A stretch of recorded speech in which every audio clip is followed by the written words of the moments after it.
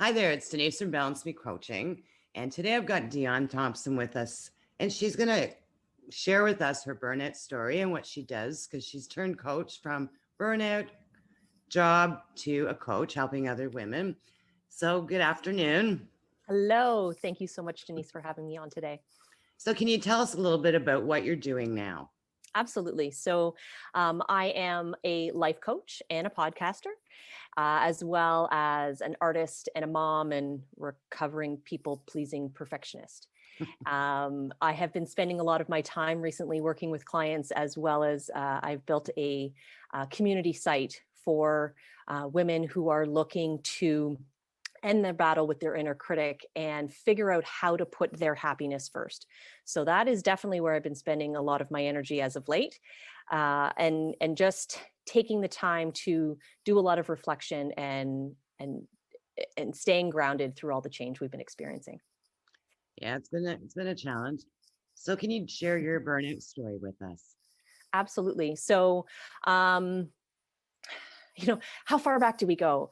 Uh, so I am a mom of two littles, and they are 9 and almost 7. And before my first daughter was born, I would have considered myself like that type A, which I later learned a new terminology called type E, which is like the type A everything plus all the woman mom stuff on top of that as well. It was my world very much revolved around order and control and my way or the highway. And I handle all the things and I fix all the people and solve all the problems. And I really, who I was and how I self-identified was very much attached to what I did for other people. And uh, I strived and I felt like my purpose in life was to make sure that everybody around me was okay and that they were happy and that everything was put in place for them so that they can get what they need. Um, and then I had my first daughter when I was 35. And, I had lived a fair bit of adult life under this idea of like, I know who I am. I got my stuff together. Like I'm a strong, independent woman and I can do anything. I do everything. Um, and well, she didn't care. She did not care one bit about the fact that I thought I had my stuff together, which I did not. Um, she is a beautiful human and a blessing. And I think, we often get the gifts that we may not ask for. And I struggled a great deal. So it wasn't until a year after she was born that I really recognized that I was really in the pit of postpartum anxiety. I'd really just thought that this is what it was going to be like, and because I was the woman that people turn to, because I was the person that always had my stuff together. Since I was little, I've been told like, oh no, you take care of everything. You've always got the answers. No one questioned it. No one questioned what was going on in my head. And it was severe. Like I don't have a lot of memories other than the ones that are not so great of that year. And then after I went back to work is when I really realized how deep I was into the burnout pit, although I didn't even label it that because I didn't really know. After being back at work for about 3 weeks, I had an interesting situation with my boss. I worked in education, so he's a vice principal, and I yelled at him like a trucker. I lost it. And I am so grateful that he just looked at me and went, this isn't about me. And this isn't even about work. So I'm going to just leave you to maybe get some help. I'm like, at the time I was screaming and I was crying. And fortunately I made a few calls and then, and went and sought out therapy. And I did that work. And that was a really monumental time. It really opened up my eyes to what I have actually been experiencing for years prior to. Deep anxiety, lots of stress. There is a history of mental health issues in my family. And I was always like, no, I'm not like that. And much later, my husband's like, yeah, you were always like that. You just didn't acknowledge it and you just pushed it down and like it was never happening. And so that took about a year to really come through that. But still it was I'm going to just deal with this and I'm going to take care of it and, not really talk about it. But I remember thinking after about a year going, like, why didn't anybody tell me that the way that I operated as a human was not gonna fly? Like I looked around, there was about 5 women that I knew that all had babies at the same time. And I used to look at them, how are they doing that? I don't understand. Like I felt like I was not the woman who was meant to be a mom, even though I was happy, but not happy. I was very confused. And it took some time to settle into that. And then we got pregnant with the second child 2.5 years later. And I thought, I'm going to be fine. Because all those problems I had were about being a new mom and not knowing what that meant. That's really not what happened. Again, I was off for a year. I went back. It took me about a minute before I had a meltdown. And it really was this vision I had in my head of what I was supposed to do. Right. So, okay, so I'm going to figure out this mom thing. That's cool. And that's at home. And then at work, I'm still going to be like the tip top, do all the things, take care of all the people, orderly, orderly, orderly. And I remember the first day I left work with a messy desk, and I just thought I was the biggest failure on the planet, like as if I couldn't handle myself. And after about 6 months, I needed to take a leave. And this was very intense moment. There was massive, like externalization of self, if you will. I was blaming everybody for my problems. I was like, it's because of my boss and she's all blah, blah, blah, blah, blah. And it's because, nobody does this at home. And if these people would just take care of this. And it's interesting because a woman I work with who I'd known for a long time, she's like, do you hear yourself? She's a mom of like many children, grandchildren. And I was like, what are you talking about?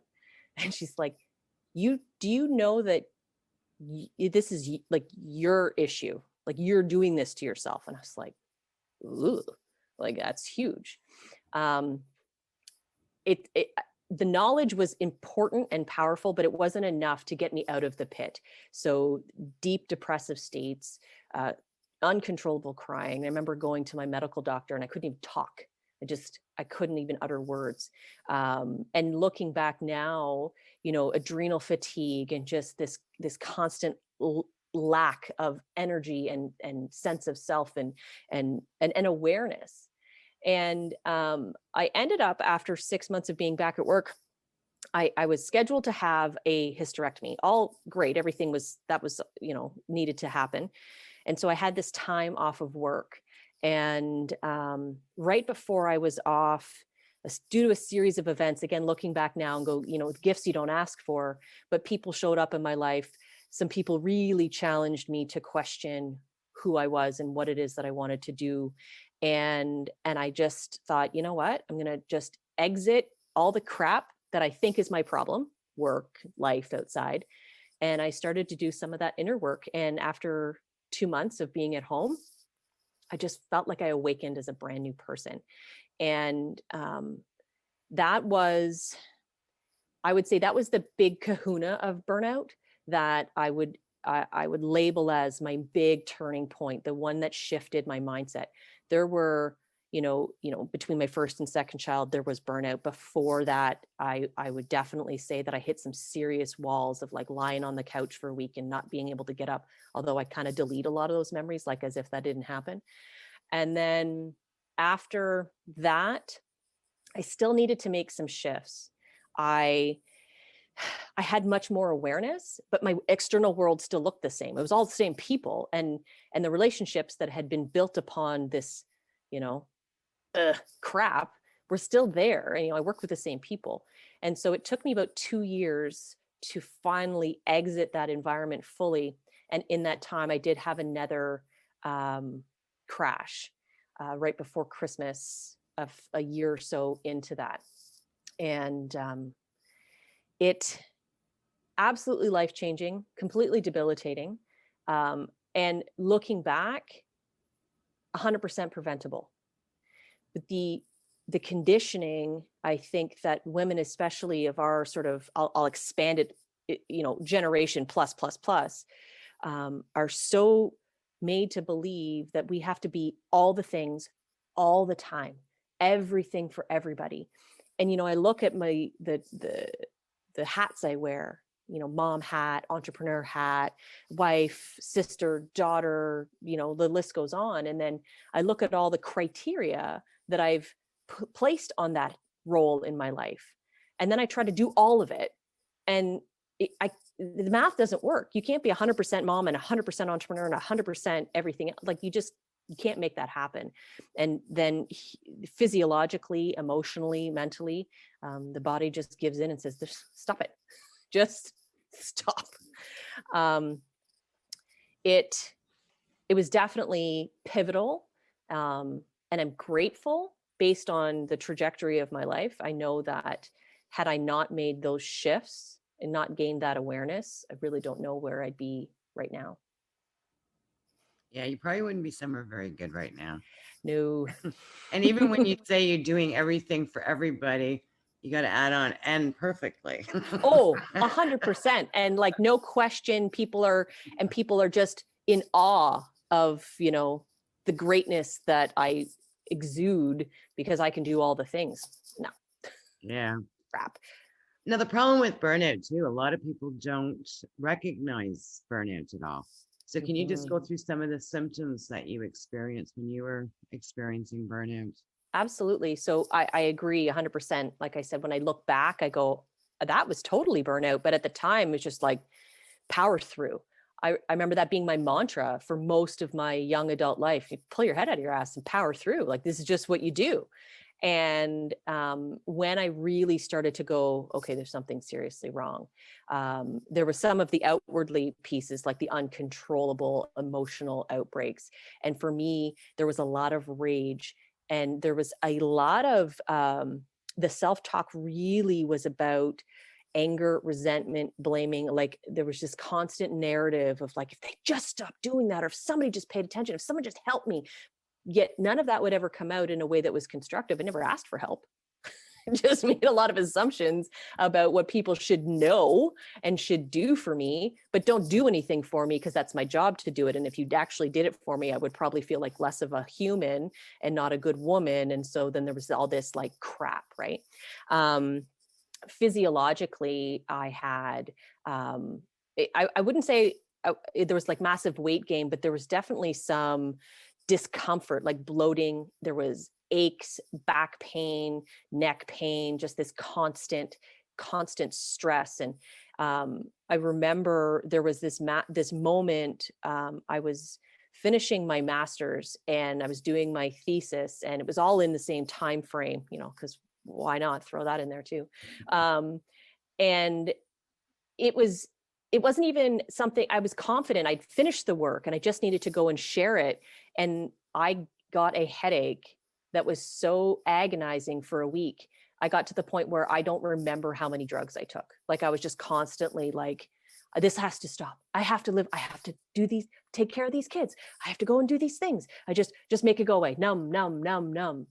And a whole other series of numbing behavior, the substances like alcohol and food, and a lot of pain medication. And, I'd look at and go like Netflix binging, but to the extreme, right? Like the days on end, don't get off the couch, don't bathe, don't talk to anybody, just sit in the pit, right? And all of these pieces happen. And then I would be like, okay, I've figured, I sat long enough and I've been immobile and immobilized long enough to get just enough energy to go, okay, shut that off, go back to life, right? It was never, I didn't understand the whole idea of self-care. I thought recharge just meant get you enough energy to go straight back into the life that was actually causing you all the problems in the first place. It was not about taking a good hard look and go, what needs to change? It was, this is my life and I need to figure it out and just go.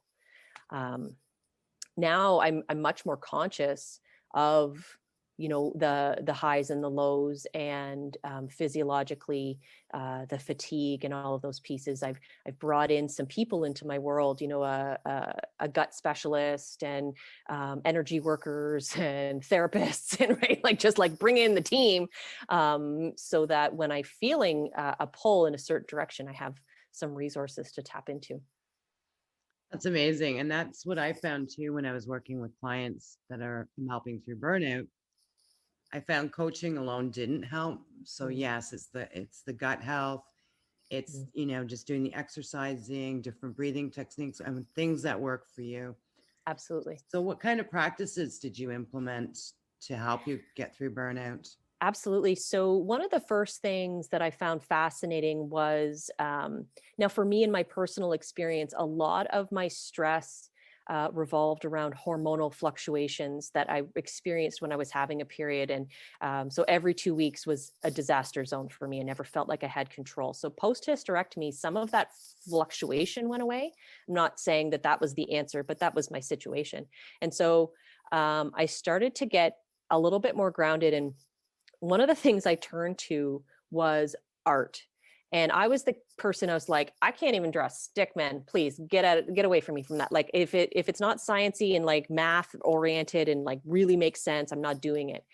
And I looking back, I, I was following an intuitive hit that I didn't understand, but I started to connect with people on Instagram that were like creatives and artistic and entrepreneurs. And this is a time when I worked in a very stable, good on paper, don't go anywhere job. And I really turned to opening up my creative space. The other thing is journaling was massive for me. So I had a toddler and a smaller toddler, and I was started getting up at 4:30 every morning to take time out for me. And I started journaling. And usually every journal started with, I feel like shit, but I stuck with it. And so that was in the summer of 2015, and I've been doing it every day since. So the journaling led to a lot of awareness, a lot of aha moments, a lot of curiosity. The art gave me permission to safely be messy, right? So it created this container of it's okay to F up. Like it doesn't matter. And I even started posting it on Instagram as the, hey, this is me sort of trying to figure out how to do life, one piece of art at a time. And then I started to write in a way that I was sharing with the world, not just the journal dumping or the morning pages like Julia Cameron recommends.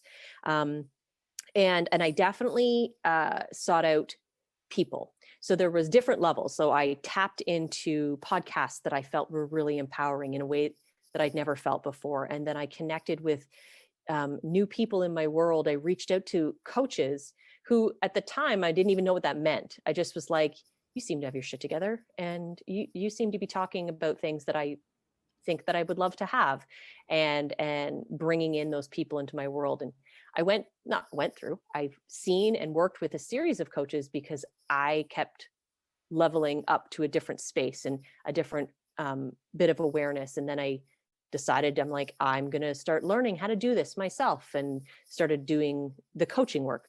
It started out with just me trying to figure out myself. And as you know, a lifelong learner, a lot of people say that, I just got so excited by the powerful transformation I was experiencing. I was like, everybody needs to know this. Like I looked around my world of all the women I knew. I'm like, none of you know this. You're all sitting in the pit, just chugging along, doing all the things you're supposed to do, living that checklist life. And we're all sort of, I felt like we were all in the dark. And I considered myself a highly educated, smart person. And I had no idea what I wanted. I had no idea what made me happy. And like I sat with that for probably a year before I could really say, this is mine. This brings me joy. And I ended up setting up a little art station in my kitchen with my own Crayola markers, and told my kids they weren't allowed to play with them because they were mine. That was really a pivotal moment when I was like, mine, like I get to have this, I can do what I want, and not feel guilty about it. So That's too funny. Mommy's toys. mine. And that's wonderful. I love doing art as well. Now, can you just talk a little bit about receiving support when you are in burnout? It's fascinating. I had said before, why didn't somebody tell me? I'm like, because nobody could have told me, right? It was not in, I didn't have the habit of receiving. I'd never even fathomed the idea of asking for help. And so I think now there's even been a shift in the past few years in relation to, and this openness about it's okay to not be okay. And one of the things coming through this past year is that there's a lot more awareness of like, you can't do this. Like, this is not freaking working. And so receiving help for me personally, I'm still the kind of person, I don't like to be told what to do. So I wouldn't go anywhere where someone was like, here's your 4 steps to like joy and happiness, and you just do what I tell you to do and you'll be fine. Oh, it didn't work for me. I was much more empowered by people who were modeling and offering support simultaneously. So the coaches that I invited in were usually ones who were maybe 6 to 12 months ahead of me, right? So they're like, I've been here, I get it, this is how this works, and we can do this together. We're walking this journey side by side. And as a result, that became the kind of coach that I wanted to be. So someone who has gone through these experiences, and I'm like, hey, I got knowledge. You want it? It's all yours. And someone who can kind of shine a light on the path in front of me, and then give me the opportunity to choose what my next steps are going to be. And sometimes be like, watch out for those rocks, because they're going to trip you. So that was very helpful as well. But receiving support, fortunately, and due to, call it the law of attraction, call it how the brain biology on how we bring in, more of what we pay attention to, the more I focused on the people who were shining those lights, the more I felt like that was what my world was becoming. And so now I feel just completely wrapped in this environment of support and encouragement and brilliance. And so, at a time in my life where I thought, there's no way I'm going to get out of this darkness. There's no alternative to this crap storm that I'm living in. And so I just have to take it.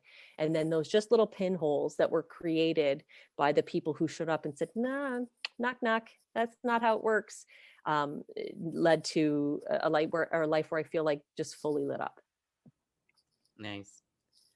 So we're going to start wrapping this up. Are there any last words that you can offer our audience today? I think there's so many aspects, there's so many things going on right now. And one of the things I want your listeners to remember is that